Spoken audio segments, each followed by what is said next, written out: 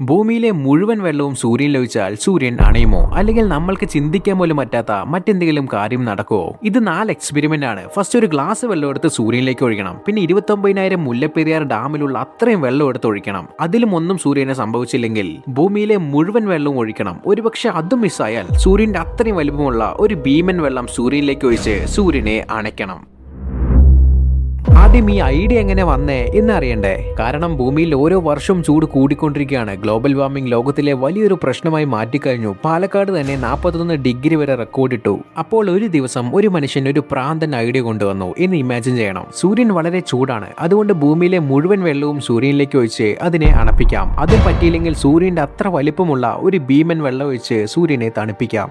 ആദ്യം കേൾക്കുമ്പോൾ ഇത് നല്ല പ്ലാൻ പോലെ തോന്നാം, പക്ഷെ ഒരു ചെറിയ പ്രശ്നമുണ്ട്. സൂര്യൻ ഒരു സാധാരണ തീയല്ല. നമ്മൾ വീട്ടിൽ കാണുന്ന തീയിൽ വെള്ളമൊഴിച്ചാൽ അത് അണയും. പക്ഷെ സൂര്യൻ ഒരു ഭീമൻ ന്യൂക്ലിയർ റിയാക്ടറാണ്. സൂര്യൻ ഭൂമിയേക്കാൾ ഏകദേശം 13 ലക്ഷം മടങ്ങ് വലുതാണ്. അതിനുള്ളിലെ താപനില ലക്ഷക്കണക്കിന് ഡിഗ്രികളാണ്. ഓരോ സെക്കൻഡിലും കോടിക്കണക്കിന് ന്യൂക്ലിയർ ഫ്യൂഷൻസ് റിയാക്ഷൻസ് അവിടെ നടക്കുന്നു. അതുകൊണ്ടാണ് സൂര്യൻ ഇത്ര ചൂടും പ്രകാശവും പുറത്തുവിടുന്നത്. ഇനി മറ്റൊരു കാര്യം, സൂര്യൻ നമ്മളിൽ നിന്ന് ഏകദേശം 15 കോടി കിലോമീറ്റർ ദൂരമാണ്. ചന്ദ്രന്റെ ദൂരത്തേക്കാൾ 400 മടങ്ങ്. അത്രയും ദൂരെയുള്ള ഒരു സ്റ്റാറിലേക്ക് ഭൂമിയിലെ മുഴുവൻ വെള്ളവും എത്തിക്കുക തന്നെ ഇമ്പോസിബിൾ ആണ്. പക്ഷെ അത് എങ്ങനെയെങ്കിലും സാധിച്ചു എന്ന് കരുതാം. ഇനി അടുത്ത ചോദ്യം, ഭൂമിയിൽ ആകെ എത്ര വെള്ളമുണ്ട്? ഉത്തരം കേട്ടാൽ നിങ്ങൾ ഞെട്ടും. ഭൂമിയിലെ ഉപരിതലത്തിലെ 71% വെള്ളമാണ്. അതായത് ഏകദേശം 1.3 ബില്യൺ ഘന കിലോമീറ്റർ വെള്ളം. ഇത് ഒളിമ്പിക് സ്വിമ്മിംഗ് പൂളുകളാക്കി മാറ്റിയാൽ 554 ട്രില്യൺ സ്വിമ്മിംഗ് പൂളായി നിറക്കാൻ പറ്റും. അത്രയും വെള്ളം ശരിക്കും സൂര്യനെ തണുപ്പിക്കാൻ മതിയാകുമോ?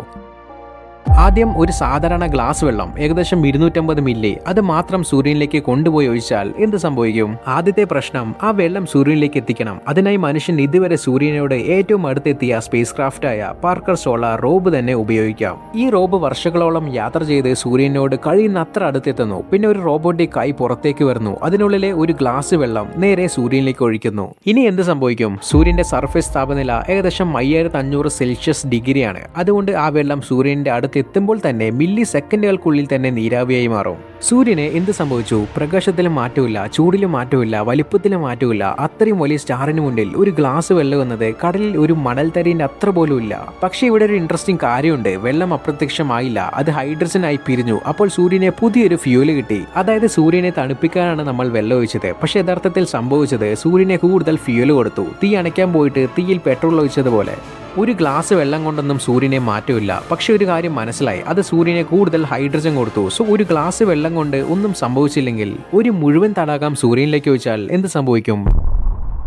ലോകത്തിലെ ഏറ്റവും വലിയ തടാകങ്ങളിൽ നിന്ന് വെള്ളം എടുക്കുന്നതിന് പകരം നമുക്ക് കേരളത്തിലെ ഡേഞ്ചറായ മുല്ലപ്പെരിയാർ നിന്ന് വെള്ളം എടുക്കാം. ഒരു മുല്ലപ്പെരിയാർ ഡാം കൊണ്ട് ഒന്നും സംഭവിക്കില്ല. അതുകൊണ്ട് 29,000 മുല്ലപ്പെരിയാർ ഡാമിലുള്ള വെള്ളം അത്രയും വേണം. ഇനി ആ മുഴുവൻ വെള്ളവും സൂര്യനിലേക്ക് എത്തിക്കണം. പക്ഷെ ഇവിടെ ഒരു വലിയൊരു പ്രശ്നമുണ്ട്. ആദ്യം ആ വെള്ളം ഭൂമിയിൽ നിന്ന് സ്പേസിലേക്ക് ഉയർത്തണം. അതിന് കോടിക്കണക്കിന് റോക്കറ്റുകൾ വേണം, ട്രില്യൺ കണക്കിന് ടൺ ഫ്യൂല് വേണം, 100 കണക്കിന് വർഷങ്ങളുടെ നിർമ്മാണ പ്രവർത്തനങ്ങൾ വേണം. ഇത് മനുഷ്യൻ ചെയ്യാൻ പറ്റുന്ന ഏറ്റവും വലിയൊരു സ്പേസ് പ്രൊജക്റ്റ് ആയിരിക്കും. പക്ഷെ അതെല്ലാം എങ്ങനെയെങ്കിലും വിജയിച്ചു എന്ന് കരുതാം. ആയിരക്കണക്കിന് റോക്കറ്റുകൾ ഒന്നിനു പിന്നാലെ ഒന്ന് പറക്കുന്നു. 29,000 മുല്ലപ്പെരിയാർ ഡാമിലുള്ള വെള്ളം പതിയെ സൂര്യനിലേക്ക് എത്തുന്നു. പിന്നെ സൂര്യനിലേക്ക് ഒഴിച്ചാൽ എന്ത് സംഭവിക്കും? ആദ്യം സംഭവിക്കുന്നത് വെള്ളം നീരാവിയായി മാറും. കാരണം സൂര്യന് അടുത്തുള്ള താപനില അത്രയും ഭീകരമാണ്. പിന്നെ ആ നീരാവി ഹൈഡ്രജനും ഓക്സിജനുമായി പിരിയും. നമ്മൾ വിചാരിച്ചത് സൂര്യനെ തണുപ്പിക്കാമെന്നാണ്. പക്ഷെ സൂര്യൻ അതിനെ മറ്റൊരു രീതിയിലാണ് കാണുന്നത്, ഒരു ഫ്യൂൽ സപ്ലൈ ആയി. കാരണം സൂര്യന്റെ പ്രധാന ഇന്ധനം ഹൈഡ്രജനാണ്. വെള്ളം പിരിയുമ്പോൾ ലഭിക്കുന്ന ഹൈഡ്രജൻ സൂര്യന്റെ ഫ്യൂൽ പ്രോസസ്സിനെ അധിക ഫ്യൂൽ കൊടുക്കും. 29,000 മുല്ലപ്പെരിയാർ ഡാം മുഴുവൻ സൂര്യനിലേക്ക് ഒഴിച്ചാലും സൂര്യൻ അണയില്ല,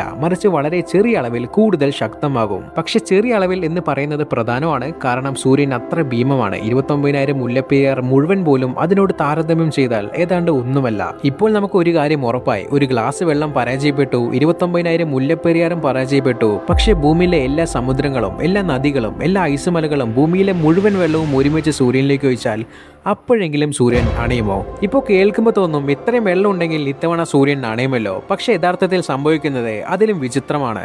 സൂര്യനിലേക്ക് യാത്ര ചെയ്യുന്ന ആ വെള്ളം മുഴുവൻ സൂര്യന്റെ അടുത്ത് എത്തുമ്പോൾ തന്നെ നീരാവിയായി മാറും. പിന്നെ ഹൈഡ്രജൻ മുഴുവൻ സൂര്യന്റെ ഇന്ധന ശേഖരത്തിലേക്ക് ചേർക്കപ്പെടും.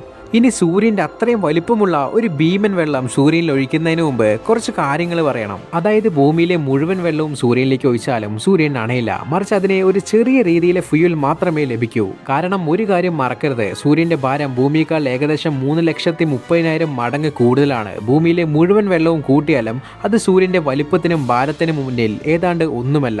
ഇനി ഭൂമിക്ക് എന്ത് സംഭവിച്ചു? ഇവിടെ യഥാർത്ഥ ദുരന്തം സൂര്യനല്ല, ഭൂമിക്കാണ്. കാരണം ഭൂമിയിലെ 97% വെള്ളവും സമുദ്രങ്ങളിൽ നിന്നാണ്. അവ ഇല്ലാതായാൽ ആദ്യം സംഭവിക്കുന്നത് സമുദ്ര ജീവികളുടെ കൂട്ടമരണം. മത്സ്യങ്ങൾ, തിമിംഗലങ്ങൾ, ഷാർക്കുകൾ, ലക്ഷക്കണക്കിന് ജീവിവർഗങ്ങൾ ഏതാനും ദിവസത്തിനുള്ളിൽ തന്നെ ഇല്ലാതാകും. പക്ഷെ അതൊരു തുടക്കം മാത്രമാണ്. സമുദ്രങ്ങൾ ഇല്ലാതാകുമ്പോൾ ഭൂമിയുടെ ക്ലൈമറ്റ് സിസ്റ്റം തന്നെ തകർന്നു വീഴും.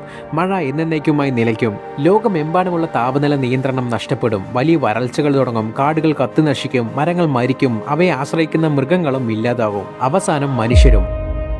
നമ്മൾ സൂര്യനെ അണയ്ക്കാൻ ശ്രമിച്ചു, പക്ഷെ സൂര്യനെ ഒന്നും സംഭവിച്ചില്ല. പകരം നമ്മുടെ സ്വന്തം ഗ്രഹത്തെ നശിപ്പിച്ചു. അതുകൊണ്ട് ഭൂമിയിലെ മുഴുവൻ വെള്ളവും സൂര്യനിലേക്ക് ഒഴിച്ചാലും സൂര്യൻ അണയില്ല. കാരണം സൂര്യൻ ഒരു സാധാരണ തീയല്ല, അതൊരു ഭീമൻ സ്റ്റാർ ആണ്. പക്ഷേ കഥ ഇവിടെ തീർന്നില്ല. മനുഷ്യൻ വിട്ടുകൊടുക്കാൻ തയ്യാറല്ല. അതുകൊണ്ട് ഒരു ഗ്ലാസ് വെള്ളം കൊണ്ട് ഒന്നുമായില്ല. 29,000 മുല്ലപ്പെരിയാർ കൊണ്ടും ഒന്നും സംഭവിച്ചില്ല. അവസാനം ഭൂമിയിലെ മുഴുവൻ വെള്ളം ഒഴിച്ചിട്ടും ഒന്നും സംഭവിച്ചില്ല. ഇനി സൂര്യന്റെ അത്രയും വലിപ്പമുള്ള ഒരു ഭീമൻ വെള്ളം നേരെ സൂര്യനിലേക്ക് വീണാൽ എന്ത് സംഭവിക്കും? ഭൂമിയും സൂര്യനും ഇടയിലെ ദൂരം ഏകദേശം 15 കോടി കിലോമീറ്ററുകളാണ്. പക്ഷേ ഇപ്പൊ ഒന്ന് ഇമാജിൻ ചെയ്ത് നോക്ക്, സൂര്യന്റെ അത്രയും വലിപ്പമുള്ള ഒരു ഭീമൻ വെള്ളം നേരെ സൂര്യനിലേക്ക് ഒഴിക്കുന്നു. അത് കേൾക്കുമ്പോൾ തോന്നും ഇത്രയും വെള്ളം ഉണ്ടെങ്കിൽ ഇത്തവണ സൂര്യൻ തീർച്ചയായും അണയും. പക്ഷേ റിയാലിറ്റി സംഭവിക്കുന്നത് നേരെ തിരിച്ചാണ്. സൂര്യൻ അണയില്ല, മറിച്ച് അതിന്റെ ന്യൂക്ലിയർ ഫ്യൂഷൻ കൂടുതൽ ശക്തമാകും. സൂര്യൻ ഇന്നത്തേക്കാൾ ചൂടും പ്രകാശവും പുറത്തുവിടാൻ തുടങ്ങും. പക്ഷെ ഇത് ഇവിടം കൊണ്ട് കഴിഞ്ഞില്ല. ഇനിയാണ് നാശം തുടങ്ങുന്നത്. അതിന്റെ ഒപ്പം സൂര്യന്റെ വലിപ്പം കൂടാൻ തുടങ്ങും. ഭൂമിയും സൂര്യനും ഇടയിലുള്ള ദൂരം 15 കോടി കിലോമീറ്റർ തന്നെയായിരിക്കും. പക്ഷെ സൂര്യന്റെ സർഫേസ് ഭൂമിയിലേക്ക് കൂടുതൽ അടുത്താകും. ആദ്യം ചൂട് ഏറ്റുവാങ്ങുന്നത് മെർക്കുറിയാണ്. അതിന്റെ സർഫസ് പൂർണ്ണമായും ഉരുകും. അടുത്തത് വീനസ്. ഏകദേശം 465 ഡിഗ്രി സെൽഷ്യസ് വരെ ചൂടുള്ള ഈ ഗ്രഹം ഈ സംഭവത്തിന് ശേഷം ഒരു ഭീമൻ തീ ഗോളമായി മാറും. പിന്നീട് ആ ചൂട് ഭൂമിയിലെത്തും. നമ്മൾ ഭൂമിയിലെ എല്ലാ വെള്ളവും സൂര്യനിലേക്ക് ഒഴിച്ചില്ലായിരുന്നെങ്കിൽ, അതായത് ഭൂമി ഇന്നുള്ളതുപോലെ 71% വെള്ളം ഉള്ള ഒരു നോർമൽ പ്ലാനറ്റ് ആണെങ്കിൽ, ഭൂമിയിലെ കടൽ മുഴുവൻ തിളച്ച് നീരാവിയാകും. അന്തരീക്ഷം തകരും. ഭൂമിയിലെ ശരാശരി താപനില 100 കണക്കിന് ഡിഗ്രികളിലേക്ക് ഉയരും. മനുഷ്യരടക്കം ഒരു ജീവനും അതിജീവിക്കില്ല.